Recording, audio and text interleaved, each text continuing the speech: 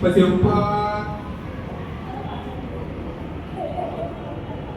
બંને પગ વચ્ચે થોડી જગ્યા રાખો એટલે તમારું બેલેન્સ રહેશે. તમારા બોડીનું બેલેન્સ જાળવવાનું છે તમારે, બરાબર? બંને હાથ એક સરખા આ રીતે આમ લોક મારવાનો છે.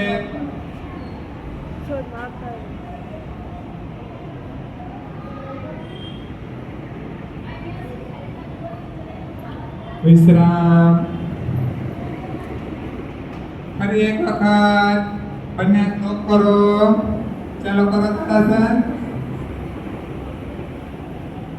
આગળ દોડી જતું નથી રહેવાનું, કે પોતાની જગ્યા પર જ રહેવાનું છે. આજુબાજુ વાળા પર પડી નથી જવાનું.